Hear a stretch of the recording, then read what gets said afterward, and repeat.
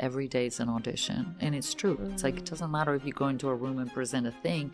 Everybody makes up their mind about you within 5 seconds, truly. And that is what they always tell us for auditions too. It's like, they know whether or not they're going to cast you. They know whether or not they like you. They know whether or not they want to call you back, or if they're like, oh, you're wrong for this, but I have you in mind for something else. It's also a different industry back then. Like now we don't even go into rooms anymore. We just send self-tapes into the ether, and we don't even know where they go, or if they go anywhere, or if anybody watches them. But there was a mentality that you had to have, that if you're in it only to win, get out of it. Get out of this industry. It's gonna be miserable. It's just not gonna be fun, because it's just the nature of the game. You befriend rejection, and you befriend it in a way that it becomes a guide.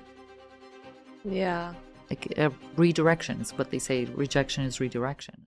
Hello, everyone, and welcome to this week's episode of On to the Next Quarter, where I bring to you individuals who have deeply inspired and impacted me, and I hope can do the same for you. Today, I would like to introduce you all to Zina Wilde, who is an actress, writer, and producer. She has been working in this industry her whole life and has worked on some amazing projects, such as the hit series Billions, for 7 seasons on Showtime. Most recently, she also starred in the comedy 80 for Brady with Jane Fonda and Lily Tomlin. She has also written and produced 14 of her own short films. Zina is originally from Thessaloniki, Greece, and loves nothing more than showing people the place where she grew up and returns to every summer. Zina's journey expands beyond the big screens, and she has been passionate about creating safe spaces and retreats focused on wellness and deep human connection. Zina, thank you so much for being here today. Thank you so much for having me. Such a treat. Yeah, I know. I preface this every single time, but I always love telling people how I meet my guests. And usually 99% of the time, it has always been in-person meetups. And I think especially in today's day and age, where like human connection, I feel like is at the core of what everyone is looking for. I feel that it's possible. And especially New York, it's a place where anyone and everyone can meet up. Zina, we were supposed to meet up for coffee, but now instead from 1 to 2 p.m. we're doing this podcast. I literally saw in her story she was in New York. I was like, oh, let's meet up on Friday. She was like, yeah, I'm free on Friday. And then I was like, wait, why don't we just hit the recording studio instead? So here we are. We literally, it got confirmed 1 hour ago. So I love it. And which goes to show you, like, if you want to do something, just go for it. I know. It's so true. I'm so excited to get to go into a deeper dive about your journey, because when I met you, I was in an awesome retreat in Greece last year. Santorini, Greece holds a really special spot for me. I think every time I go there, it unlocks something wild always. But that was more about us, and I feel like I never got to have that like deep time to hear about you and your story. So I know that you are moved here at a really young age to pursue acting and film. So what did that whole journey look like? Good question. So yeah, I moved out here I'm originally from Greece. I moved out here when I was 17 to go to college, and I wanted to be an actor, like very basic, like I want to go to school for acting. And I was very lucky. I went to NYU, which was a great school for that. But I didn't know anything. I was so lost. I was a kid. But I was mesmerized with New York. I was mesmerized with following my dream, pursuing my big ideas. And it worked out. I mean, I was very stubborn. I didn't want to give up. I didn't want to leave. So it was really hard at first in terms of, I should reframe it, because it was hard, but it was also so exciting. So it was both things were being fed. So I think that the exciting part was more important to me. So that was being fed. And therefore, I remember I had like this rule in my head that no matter what, you can't go back. Like, you can't go back. Yeah. You have to keep going. And that really helped me because it almost made it like the place of like, no matter what happens, there is no plan B. So like, you just keep going here. So yeah, I think it was like it was a lot of things, but being a kid and making that big of a decision to change continents, to be away from your family, friends, everything I ever knew. I mean, I had come to New York at that point once before when I was 6 years old. Like, I didn't know anything. Yeah. So it was quite the change. Oh, wow. Yeah. Wait, so how did the application process like work back then? Oh my God. Was there technology like that to apply? Okay, I'm so glad. I mean, you're young and you will appreciate this. So I will date myself, but at the time in Greece, we pretty much did not have the internet. Like, I think we had it at home, maybe, but you know, it was the kind of thing that it connected and you would hear that like the dial and all these things. And I remember though, when the application process was starting, I was also not going to the private school. I was going to a public school, which meant a totally different system. So like no clubs, no like drama club, no nothing. It was like dry education. And also no connection to American education in terms of like recommendation letters, this and that. SATs, like there was nothing that was the same. Wow. And my parents were very much like, oh yeah, you want to do it, you do it, but like no help, nothing. Damn.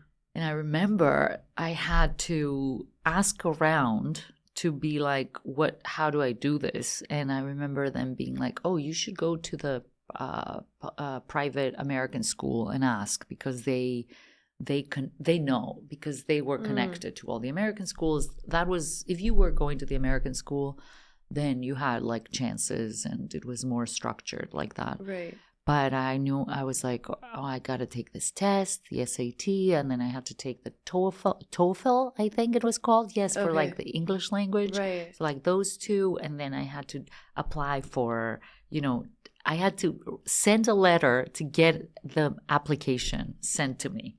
Wow. That's how old the system was. It was archaic. Oh it was like it would take 2 months just to get the application in the mail. Yeah. It was crazy. It was crazy. Oh man, that's insane. I was talking to somebody else I had on the podcast. He's like, I think in his 80s. So like he had to do the same thing. He was coming from India, but talk about like delayed gratification. Like that's insane. God. And that's where I'm like, wow, we forget how easy we have it, because this is like that wasn't that long ago. I know. And it was like, I remember like I had to take the bus for 45 minutes to get to the American school, to get to the application, to get to the library that they had books about the schools. And I remember this is how random this was. They had one book about all the universities in the US, and it was like a book this big. Okay. And that was for all the universities in the US. And so it had like a paragraph this big for each school. So it was sort of like, you can get a degree in this and this and this and this, and this is the mailing address so that you can get an application in the mail. Oh my gosh. So that's how blind it was. There was no other information. Wow. So it was completely based on instincts, based on ideas, based on feeling it out, and belief, like truly. Wow. Crazy. That's crazy. Because like I feel like I would be anxious the whole time, wondering like, did they even get my mail? But totally. And I know? remember like, I was like that person that kept calling. Did you? Didn't you not? Did you? How does it work? Like, how long do I have to wait? How long is the response going to take? And I definitely was that kind of like anxious personality also. Yeah. But also I think partially that is the reason why it got me here. So I don't think that it would have worked otherwise. Yeah. It's crazy to think at such a young age, like, we have that determination, whereas like adults, like, we're adults, but still when we look back, we're like 18, that's so young. How did I make such a big I was decision? 16 when I made the decision, because like at 17 I was here, so to make that decision was at 16. Wow. So it was really weird. And also it was weird for me. It was meant to be, because it was like I wasn't particularly the perfect candidate for it, because I wasn't in a school that was grooming me towards that direction. Or my parents weren't particularly people that were like, what are we going to do for your education? They were sort of like, what do you want to do? Okay, great. Yeah. So I really needed guidance. And it's interesting, because to me, one of the reasons why I'm interested in the wellness world now is because I wish I had that guidance, because my life would have been, I think, a lot easier in some ways in the beginning. But then again, hindsight is 2020. It might have been that I'm here only because it was so hard and I did want it so badly. And it doesn't matter what, it's like what they say about an artist always blames their tools. Like, it's like, if you want it, you can keep doing it. And so it's a bit of a blend, but like sometimes it's almost like you don't need to run a marathon with 2 broken legs. You can just be healthy. I think that's hard to do. I feel like I struggle with that too, especially then you start feeling the guilt when you see other people like working really, really, really hard and also going through so much in their life and this and that you almost feel guilt for choosing ease when you can. And it's like, but sometimes that also allows for more space. Absolutely. I think balance is everything. Like I think especially we might have gotten too comfortable in some ways, and that's the thing, the check that I try to keep for myself even now, because what I was used to is like hard. Everything's got to be so hard to get the reward. And it's like, it doesn't have to be that, but there also has to be some kind of challenge to stretch yourself. So it is a bit of both. I think that especially for artists, it's very important to go to these uncomfortable places, but to not strive to be only in those uncomfortable places. To really enjoy the comfort and the pause, and then not doing things for a while. And for me, that was something that I had to learn. So what did that transition look like into New York, being 17 years old? Also, did you just pick it based on a little paragraph in the book? Pretty much. That's so crazy. Pretty much. And it was like, okay, I know I want to go to New York. There weren't that many options. And there was a rating, I remember, for the school. So it was like, oh, it's a good school. So let me try and see if I can do that. And then also for acting, there weren't that many options. And that one I knew. I kept then, once I picked it, I kept hearing that, oh, it's a good acting program. You should go to that one, this and that. So it kept being reinforced.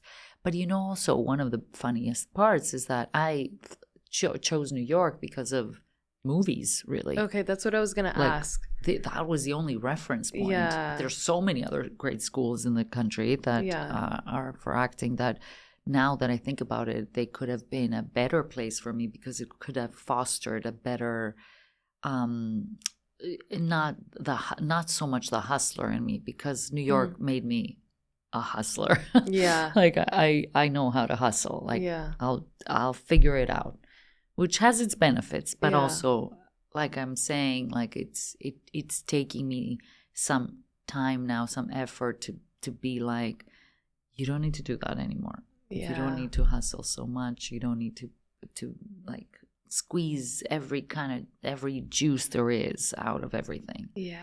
So the ease is important to me now. So then what, like you said, you picked New York based on the movies. How come not like Hollywood and LA?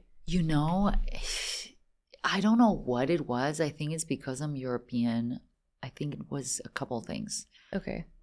One thing was that it was too far. from Europe. So it was like it felt even more of a distance. Yeah. And I also grew up in a very urban environment. And from what I understood, and I was right about that I wanted a place where I can walk to places. I didn't want to drive. Right. That's how I knew my life to be, that I wanted to be in a place that was alive throughout. In New York in the 90s was thriving. So it was really like you would hear about New York way more than you would hear about California in the 90s. I guess there was like Beverly Hills 90210 at the time. Yeah. That was it. But it was very much like even the way that they were depicting life was very different than what I knew, whereas the New York lifestyle seemed much closer to what I knew. So it felt a little more familiar. It was like that urban life, and I loved it. So yeah. Okay. So then what was it like then piercing into the whole film industry and getting opportunities? What did that look like? It took some time, because after I graduated NYU, I went back to school. I went back to another acting school. Okay. So I did another program. I did the Neighborhood Playhouse, which is another drama school. Then I did Alvin Ailey. So I was at Alvin Ailey for a year. So I danced with them for a year. And then I had this whole, then my immigration story started, which was a whole other chapter. Okay. That I was a student, so I had to get like paperwork so that I could work, because I decided to stay. So there was a big process, and I had to prove that I was an artist of outstanding abilities, is what they called it, so that you could get this special visa to stay. So then I started doing, before I ventured into film and TV, I couldn't technically work in film and TV because of the way that the paperwork was. So it was mostly theater. So I did a lot of theater in the beginning. So in the first 7 years, all I did was theater. So I couldn't really work on TV. I couldn't. Like, there were very few jobs here and there, but they kind of started making it harder and harder for immigrants to work on TV at the time. And I think it's the same to this point. No. But now, of course, I'm a citizen and all that. But until I got to be a resident, until I had a green card, I couldn't really work on film and TV. So my film and TV career started later. So after my theater career. Oh. Yeah. Okay. Wow. So yeah, I did a bunch of I want to say like 7 years of theater work, like at least. Okay. Yeah. Wow. But it probably shaped you a lot for. It was great. Honestly, Yeah. It was great. It was the most creative I've ever been. It was really something that I learned so much to, like, at school is amazing, but like you don't really get to do it. Like, it was really like what we see in those movies of like, you go to these auditions and you do this and you do that and you learn monologues and then you play and then you do these new plays and then you do old plays and then it was very much like the artist of a young artist. Like in my 20s, I was very much that. Like, you know. How would it be going into those auditions? Like, I don't know. It's not like I'm like out here auditioning, but in a way, like when you're going up to new people, networking, making connections, putting yourself out there, doing it and then failing. And then like this morning, I'm like cringing at myself at like, oh, maybe I didn't say it the right way. Maybe I didn't, and then it's so hard not to. But then also learning to like have my back and be like, it's okay, you'll learn for next time, Absolutely. But it's tough. It's tough, and you said it. Like I think I remember even in ballet class, they would tell us that every day is an audition, and it's true. It's like, it doesn't matter if you go into a room and present a thing. Everybody makes up their mind about you within 5 seconds, truly. Yeah. Like, and that is what they always tell us for auditions too. It's like, they know whether or not they're going to cast you. They know whether or not they like you. They know whether or not they want to call you back, or if they're like, oh, you're wrong for this, but I have you in mind for something else. So it's at the time, it feels like I was a different person. I was so young, so green, so like, like this. Yeah.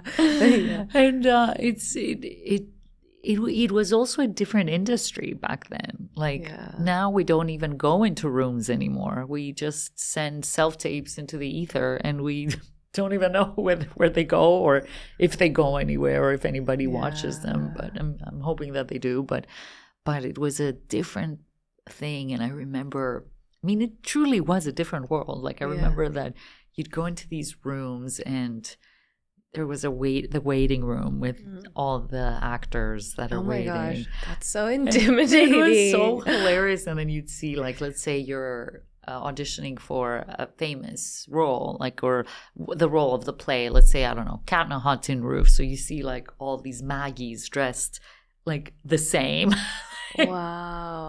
And like it's like or like, I don't know, all these like Streetcar Named Desire, all these Stanleys that look pretty much identical, and it's like a different version of the same thing. And I haven't seen that in so long because we don't go in anymore. But it had its charm. It had it's like, it's definitely, it's like, you go through all the emotions. Is this person better than me? Why are they different? And but that's like the empty cup version. I think that there's an empty cup and there's a full cup. Now as an adult, I'd be like, I think that I hope that I would see it more from a place of like, oh, here we are all trying to do this, and like that's so cool.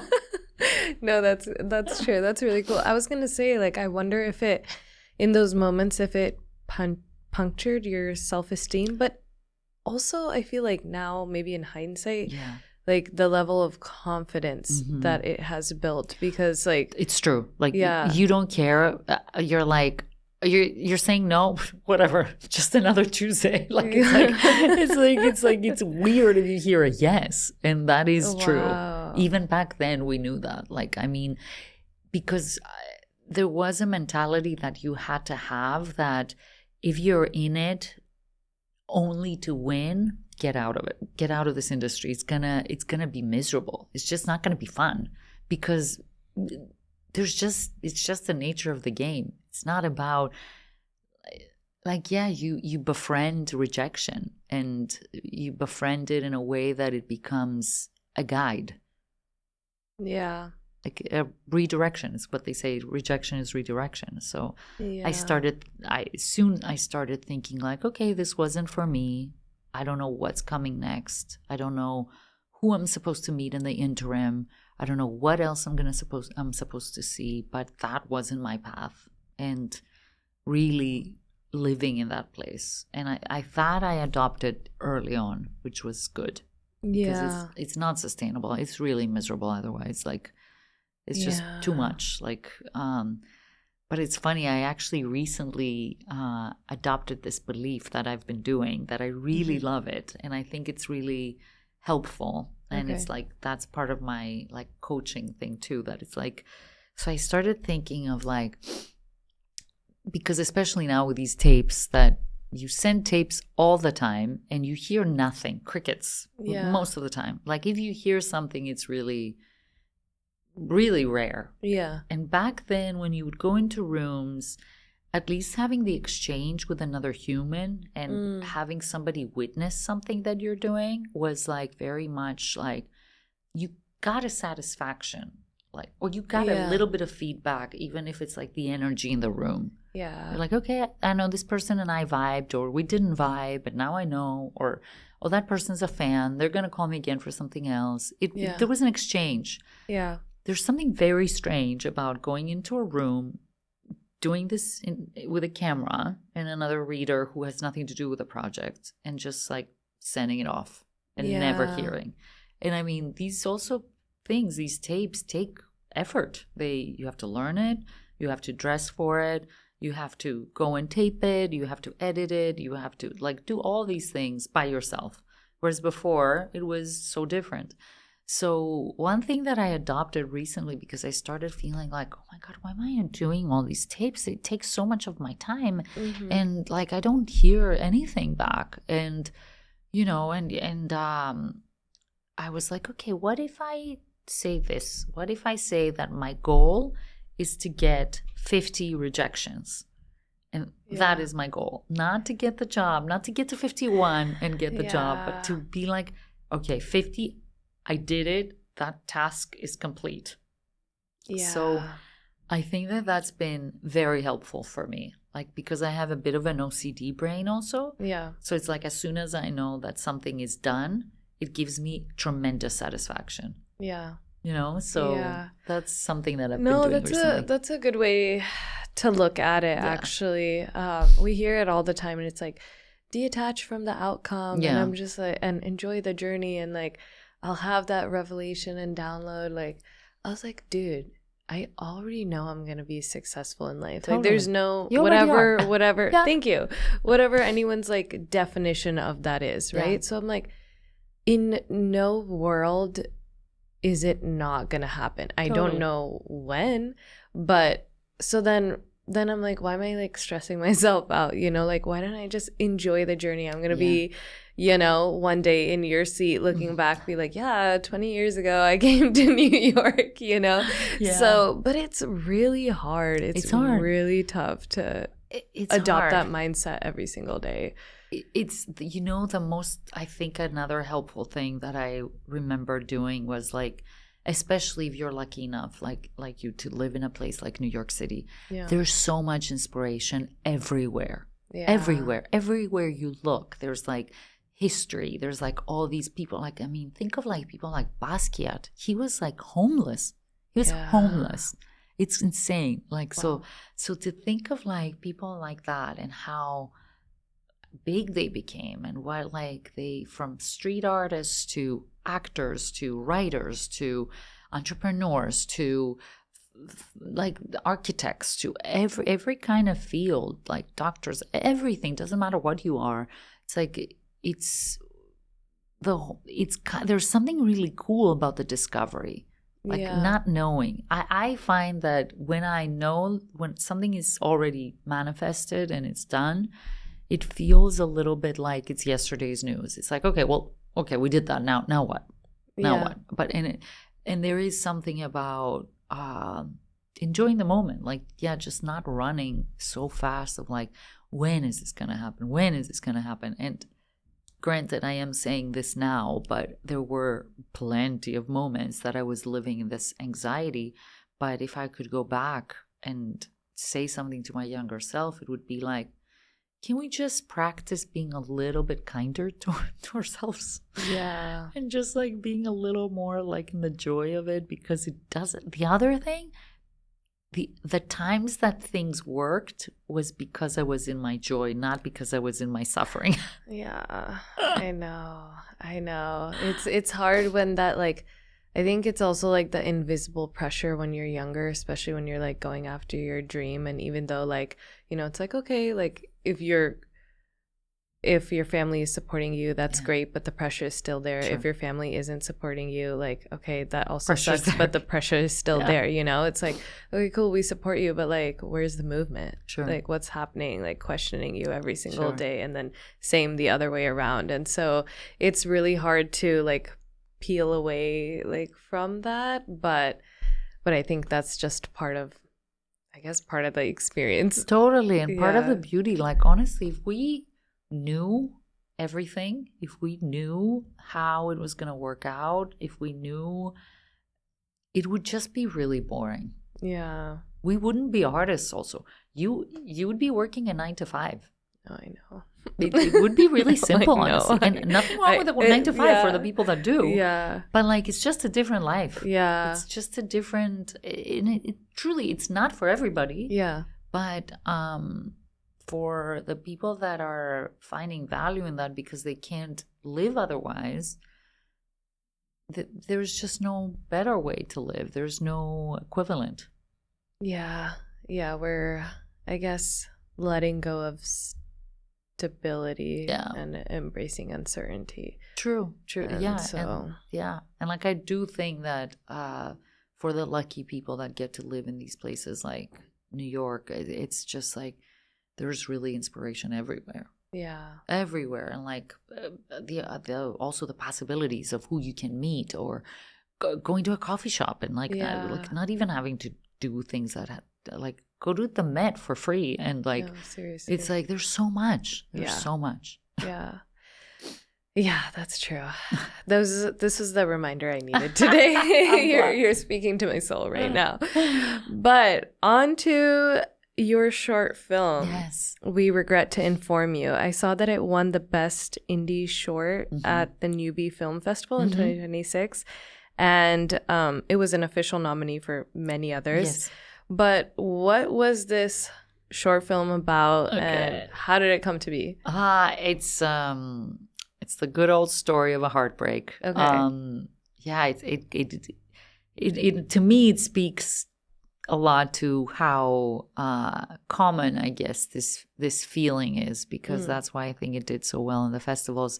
We're now officially at 55 film festivals. Oh, wow. And it won a bunch more, like, recently. So it won, like, I think it's at 5 awards that it won: best short, best sci-fi, best writing. So it won a bunch of awards recently, which is so fun, and so we're so lucky that it did so well. But yeah, the story was based in a real life heartbreak that I was going through about 2.5 years ago or something, and the short takes place in the near future. We're in LA, so we shot it in LA. And it's all about this place in this dystopian world where we all get a phone call from the government when you have 24 hours to live. So there's like this service that everybody's got to sign up for, that when you are about to die, you get a phone call that says, this is your courtesy call, you have 24 hours to live. Oh my gosh. So this woman is out for a run, and she gets this call, and she's dying from broken heart syndrome. So the idea is that that this heartbreak is killing her. And so then I don't want to spoil the rest, but but that's the premise. Yeah. Wow, that's a very interesting take on it. Yeah. Very unique perspective.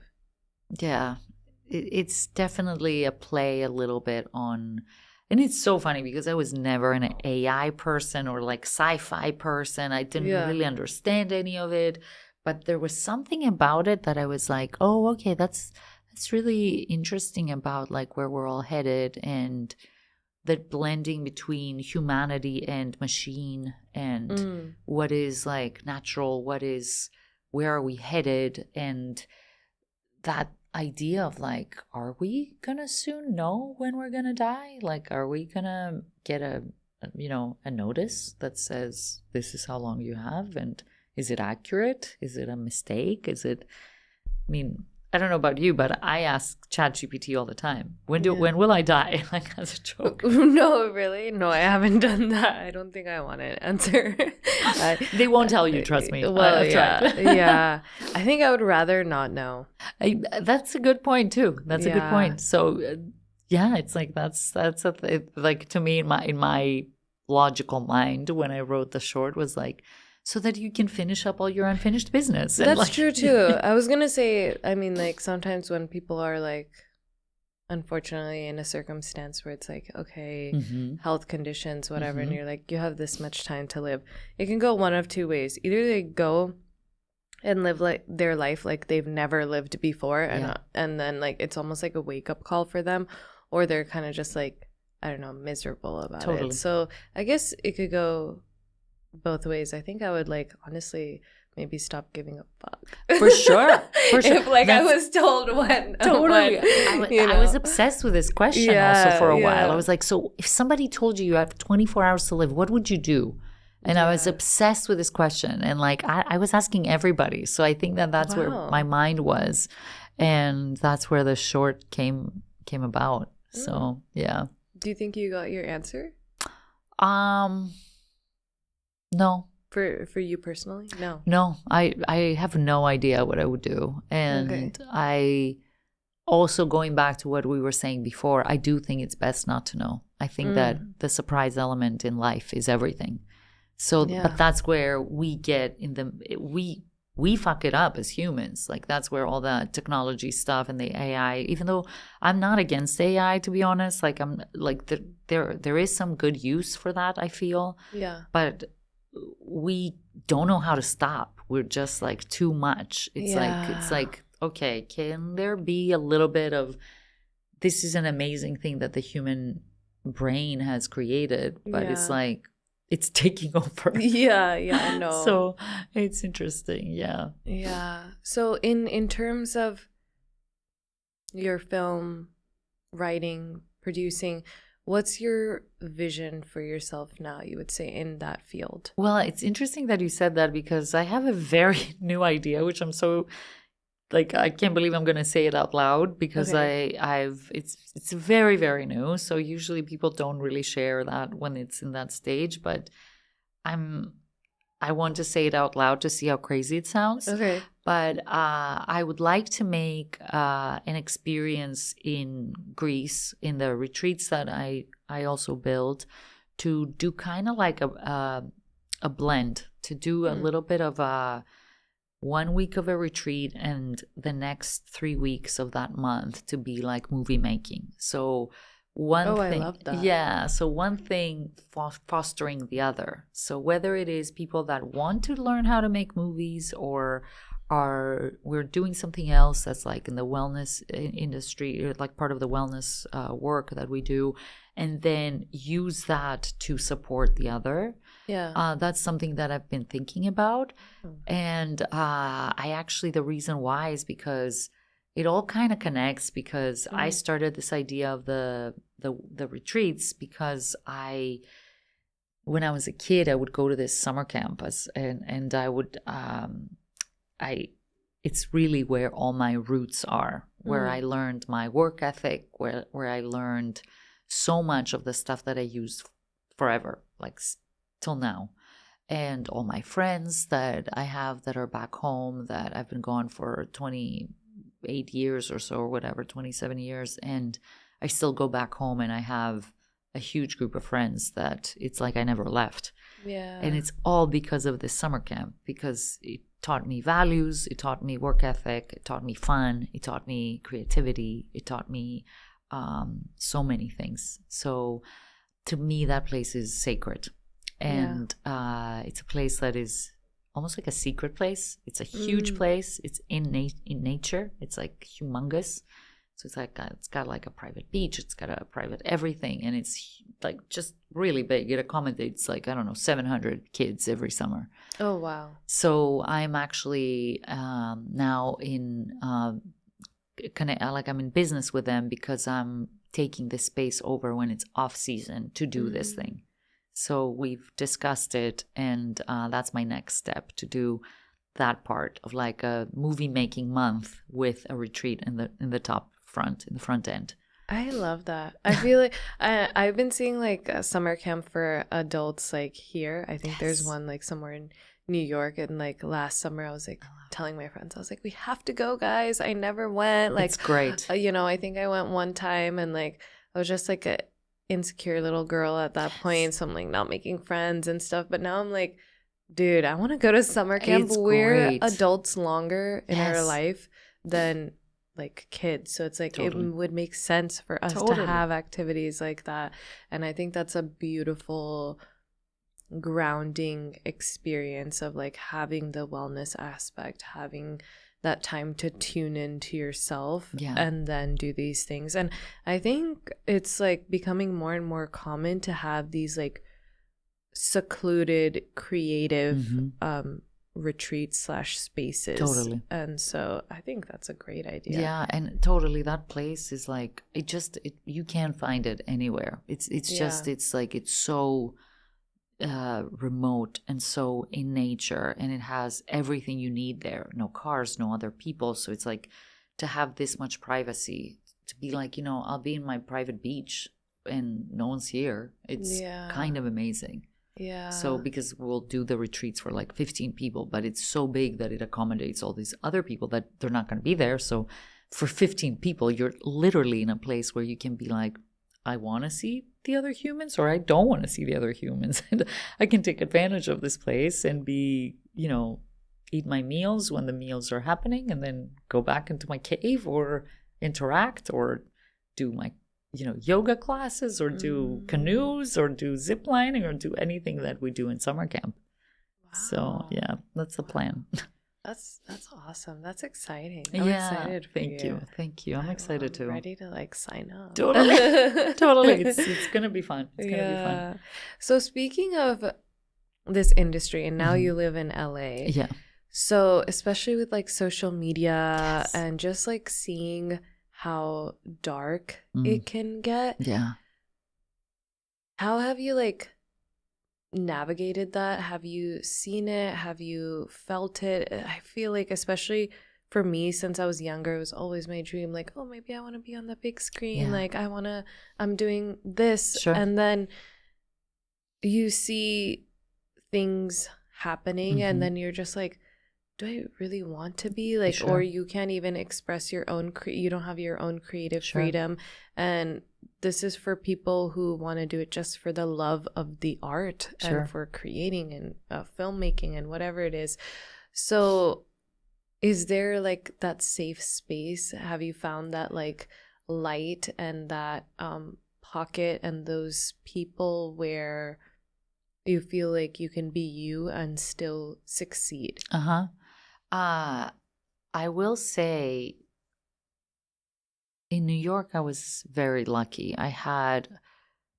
It's also like I was here for a lot longer. I had definitely a safe space in my acting community. There was a class that I was a student of Larry Moss, who's like a very well-known acting coach, and I was in his group for a good 15 years, and that was very much like, because it was very intense, and it was like the same people over and over again. So we were a community, and that was a place where we all felt like we were being stretched completely. Like it was hard, it was serious, it was, but almost like, now that I think about it, it was a little too serious. Like if I was to go back, I'd be like, okay, do that, but also find the fun in it too, because that's important.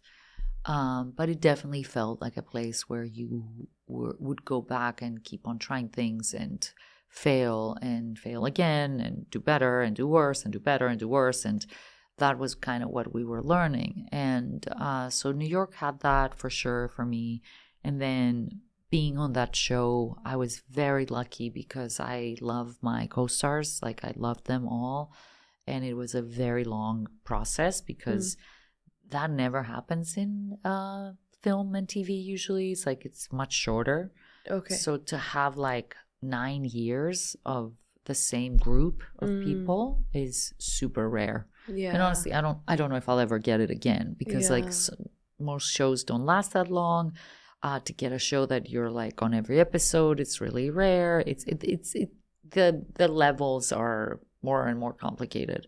Yeah. But I was very lucky. It was a great family that we were all together, and based on that, I started creating my short films. They were all pretty much with the same people, so the same core group. Oh, so okay. My DP has been the same.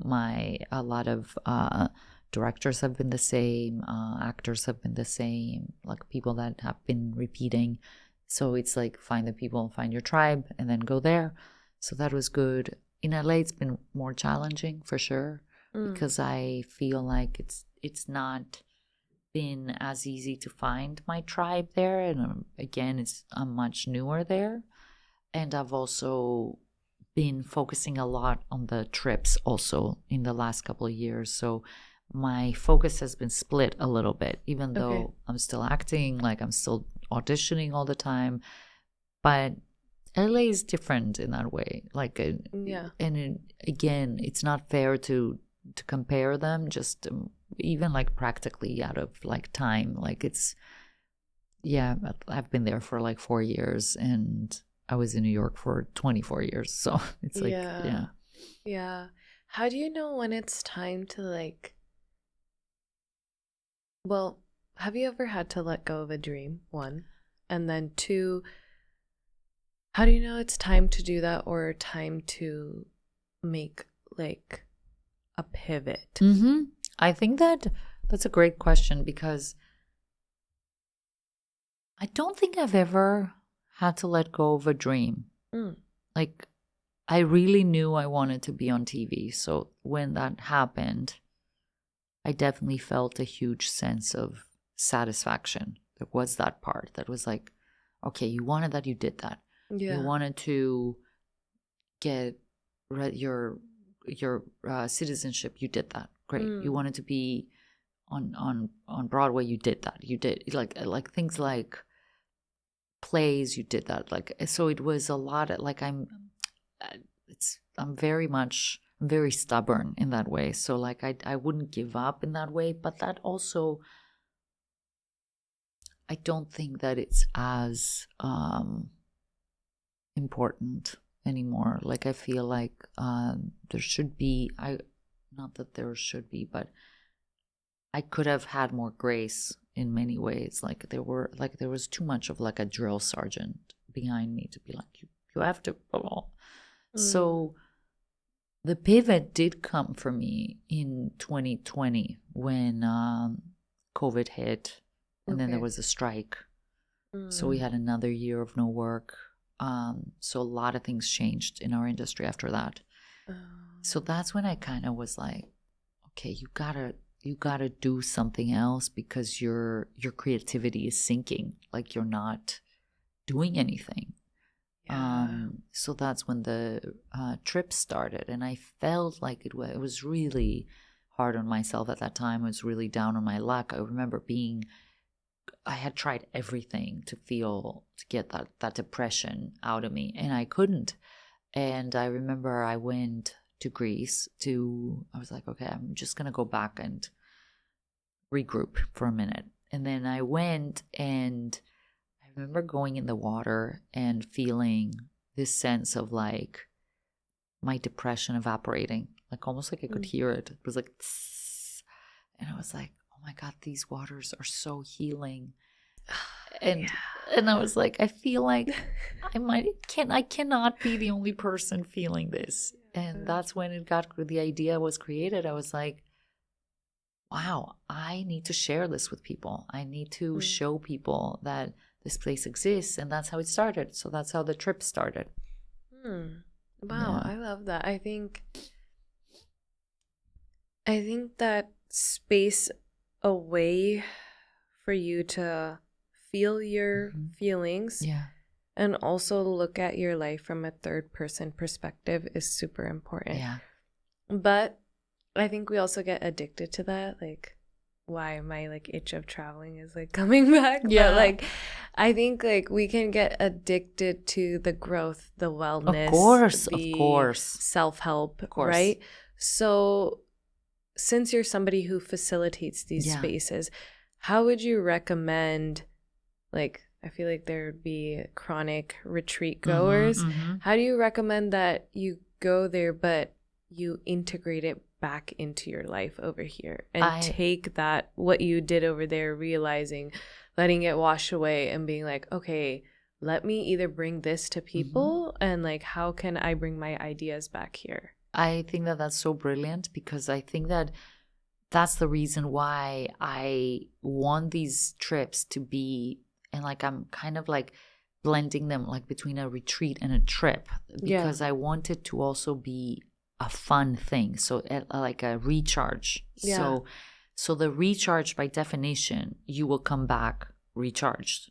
So, but the whole thing is also like, okay, well then don't live just for those moments. Don't live for the moment that you're going to go away. Yeah. But like take this, learn something, meet new friends, get this new perspective, and then come back and apply it, which you like, I feel like it can happen with this feeling of like not doing too much, like not piling it all in, not being like like I gotta keep on back on the hamster wheel now. Like I gotta keep doing it, because I think that the point is that also what I've realized, I used to think, this is so interesting. Now I haven't thought of this in a long time, but I used to remember when I was young and I was like hustling and I worked in restaurants, if I worked that one more shift, I will make this $200 and it's gonna save me. No, it's not gonna save me.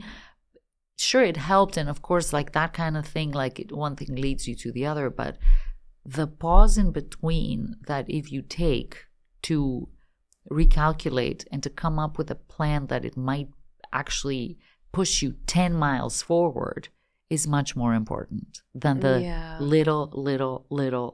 I just don't think that works, because that causes burnout. Yeah. So that's where I think that those trips are important, because they teach you this thing of like, oh, that's how I can implement this. I can remember this image that I have from this incredible landscape, this feeling that I had in the water, this laugh that I had with these people, this meal that we shared. And that to me is more important even than the stuff that are technically the class or like the work. Mm-hmm. It's in the in-between. Yeah. The in-between is really important. That's why I also have some trips that are just for fun, because it's so important. And also a lot of people are like overwhelmed by the idea of like, I'm gonna go somewhere and I have to plan everything and I have to be responsible for this, and how am I gonna get from this place to that place? There is something really comforting about somebody being like, I'm taking over. You don't have to think about anything. This is what we are doing. This is what we're going. This is what we're eating. This is how we're gonna get back. You don't have to worry about anything. Yeah. No, 100%. I think that's the reason why it's like, just book your flight, show up. Yeah, that's it. Show up. And that's the part that we don't get that much or at all anymore. Yeah. You only get that when you're a child or like you're in summer camp. Yeah. So it's like it is important to be taken care of like that. Yeah. So I think that just by knowing that exists, and then you let the plan, me, take care of you, but you also let nature take care of you. You also let the experience, your other fellow people. And some of these people that have been coming, they're like besties. It's remarkable to me. Like I love it. I see them like some of them like live together now. Some of them are like they keep on traveling, coming back. It's like, it's community. Yeah. So that alone it's priceless. Yeah. Yeah, 100%. I think we're in such like an individualistic society, and that like plays a role in some capacity, and that's really important, I think, to discover yourself. Yeah. But then like we forget how much like community revives us. Sure. And I think I've been so like, I can figure it out on my own. Like, it's okay. It's important to spend time alone. Sure. And I've been doing a lot of that. I feel like 90% of my time is alone, or like usually with somebody I'm talking virtually. Yeah. And I realize like it's okay to want community, because those people recharge you. That's where ideas flow. That's when you're in flow, and human connection is everything. It's everything. And like I'm the same, because I spend so much time alone as well. And my biggest struggle in life has been individual versus community. Yeah. And it's so funny, because to me, it's like I created these spaces, but yet when I do them, I do find myself being like, oh, my alone time. But yet I'm the person that's creating that. Yeah. Like in full transparency, I definitely have that moment. But that's the stretch for me as well, because then I hide too much in my cave. Yeah. So that's when I have to regroup and be like, oh, but this is important too. And it's also like things like for me that I love doing, like dance. Like I really want to encourage like these trips for people to move their bodies, to like have fun, to enjoy it, to like play. Yeah. Yeah. And for anyone who is maybe in my spot, starting off with whatever, moving from a different country, it could be anything. what is one piece of advice that you would give, or what is one thing you really put on a pedestal or valued then that you don't value so much now, that's not as important as you thought? Success as I had it in my mind, whatever success meant to me. To be on that thing, to do on that, blah, blah, to get this by age, whatever. That is so not interesting or important. It's all bullshit, honestly. Yeah. But the thing that I would say that I would, as advice, and I still say it to myself, is really be kinder to myself.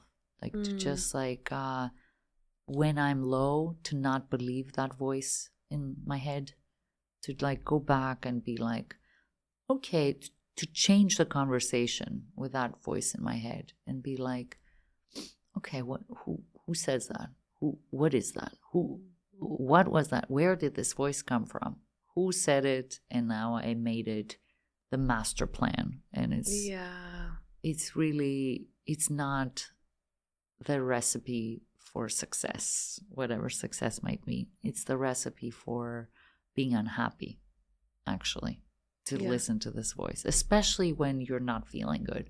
So when you're not feeling good, the best thing to do is to talk to someone else, like write about it, like how to distract yourself, whatever. But like in that moment, you're a liability to yourself. Yeah. Like really. Yeah, like find a way to like move through that shift. I heard something yesterday that I really liked, where it was like, okay, I'm feeling like this right now. Yeah. But behind every time you're about to say a statement, be like, okay, but it's right now. Because like it feels like our whole life at that moment. Totally. And so even though maybe that rut could be lasting longer than expected, but still it always passes. And I was like, oh, I really like that reframe. Like, okay, I'm feeling sad right now. I'm feeling like I'm lost right now. Totally.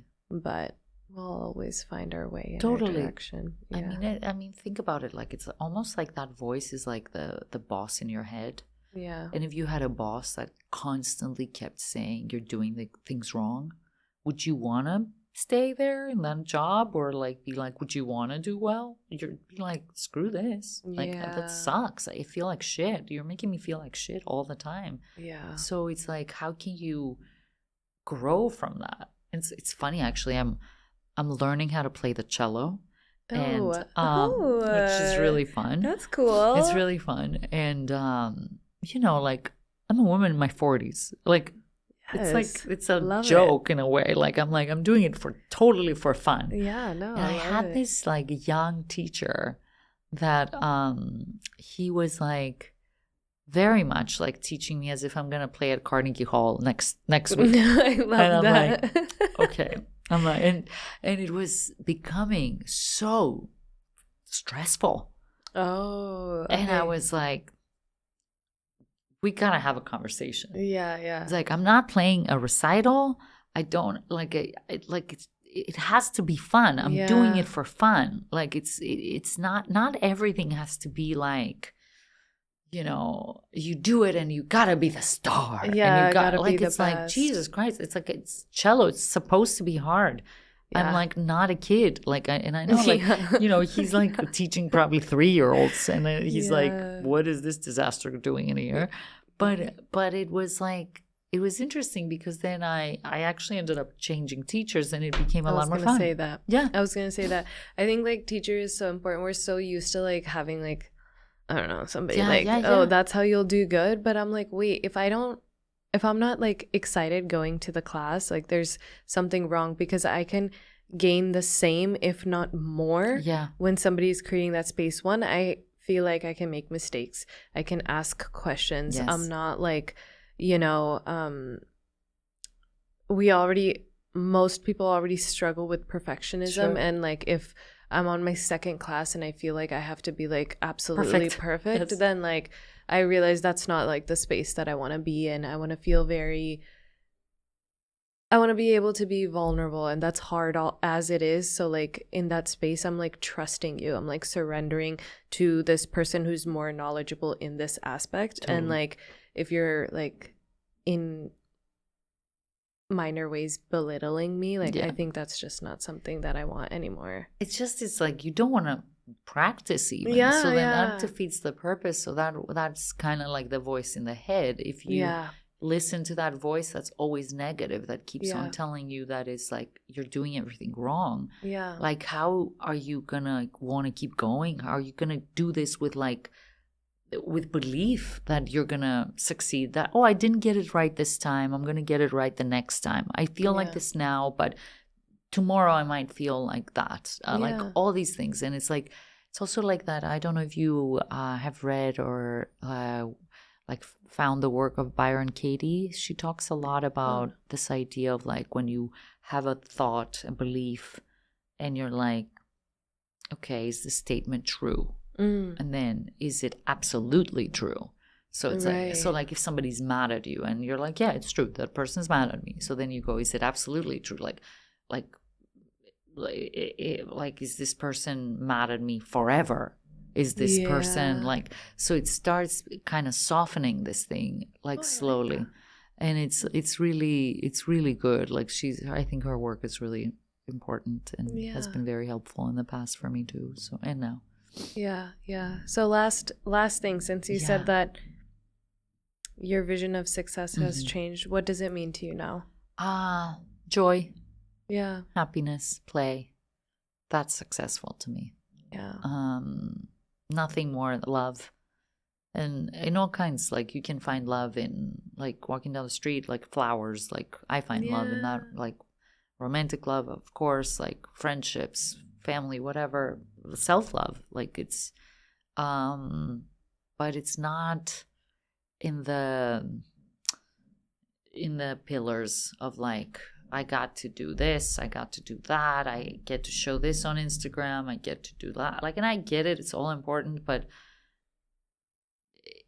we also all see that when something is inauthentic and someone is doing that and you're like, I don't believe you. You don't look happy. Yeah. Like, you're like saying this, but it's like, or it's totally ego-based and it doesn't feel like, it's like, why is this giving me a cringe feeling? Yeah. You know, and I think that's why, because they're not really happy. It's just like their ego is boosted and they want to show, which, you know, whatever. We all do it. We've all done it.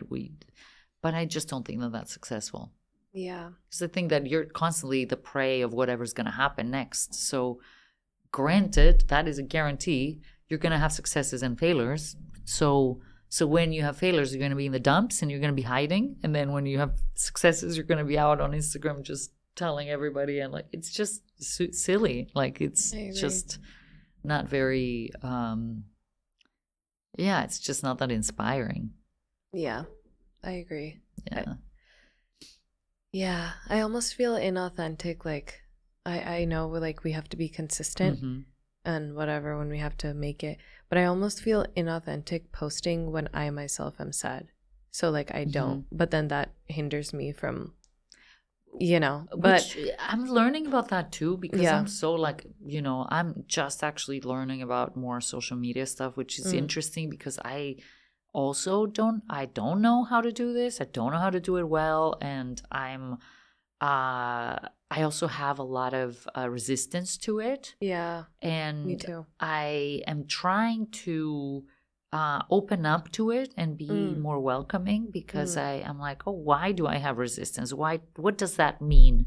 Am I cringing with these people because that's what I want to do, but I don't have the guts to do it? Like, there's all these questions that I'm exploring.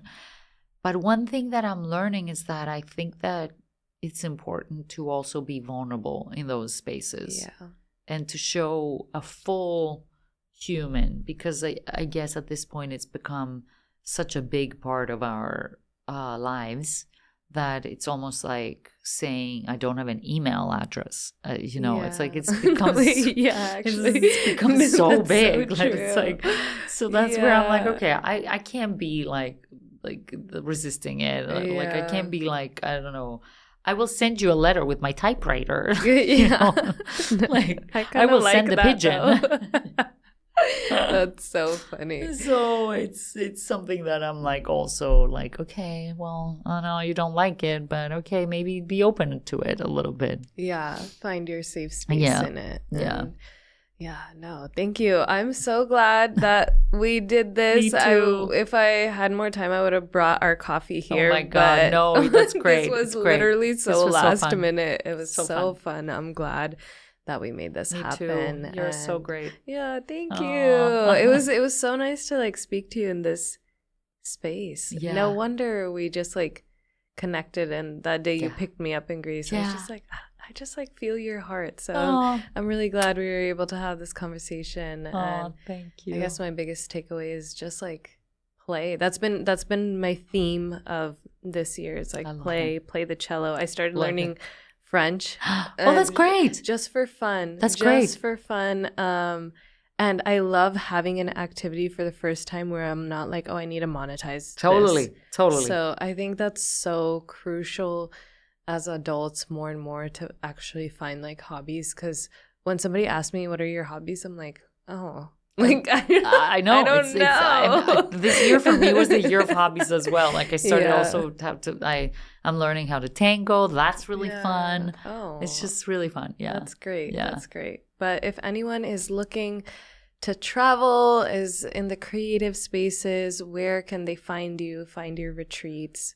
They can always look at my Instagram. Okay. It's at Zina Wilde, and they can DM me. I will DM them back, tell them all the trips that are coming up or anything they might have questions about. I'm always around. I'm free. Yes. I'm happy to discuss. Yes, and this is coming firsthand. She is so welcoming and accommodating, and it was such a great experience. Aw. So if you're looking for it, I highly recommend. So, yes, thank You're you, the best. Zina. Thank you so much. Oh, So it's at the time, I mean, it feels like I was a different person. I was so young, so green, so like, like this. yeah. Yeah. And it was also a different industry back then. Like Yeah. now we don't even go into rooms anymore. We just send self-tapes into the ether and we don't even know where they go or if they go anywhere or if anybody watches them. Yeah. But I'm hoping that they do. But it was a different thing. And I remember, I mean, it truly was a different world. Like I Yeah. remember that you'd go into these rooms and there was the waiting room with all the actors that are Oh my waiting. gosh, that's so And intimidating. It was so hilarious. And then you'd see, like, let's say you're auditioning for a famous role, like, or the role of the play. Let's say, I don't know, Cat on a Hot Tin Roof. So you see, like, all these Maggies dressed like the same. Wow. And like it's like or like I don't know, all these like Streetcar Named Desire, all these Stanleys that look pretty much identical, and it's like a different version of the same thing. Yeah. And I haven't seen that in so long because we don't go in anymore. Yeah. But it had its charm. It had it's like it's definitely, yeah. It's like you go through all the emotions. Is this person better than me? Why are they different? And but that's like the empty cup version. I think that there's an empty cup and there's a full cup. Now as an adult, I'd be like, I think that I hope that I would see it more from a place of like, oh, here we are all trying to do this. And like, that's so cool. No, that's true. That's really cool. I was gonna say, like, I wonder if it, in those moments, if it punctured your self-esteem, but also I feel like now, maybe in hindsight, Yeah. like the level of confidence Mhm. that it has built, because like, It's true. Like, Yeah. you don't care.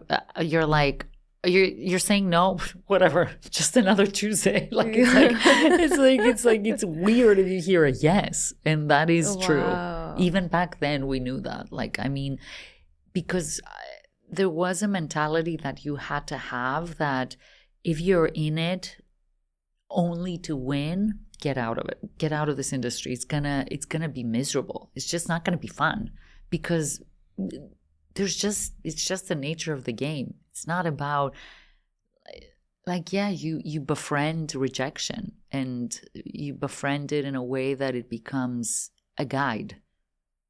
Yeah. Like a redirection is what they say. Rejection is redirection. So Yeah. I started thinking like, okay, this wasn't for me. I don't know what's coming next. I don't know who I'm supposed to meet in the interim. I don't know what else I'm supposed to see, but that wasn't my path. And really living in that place. And I thought I adopted early on, which was good.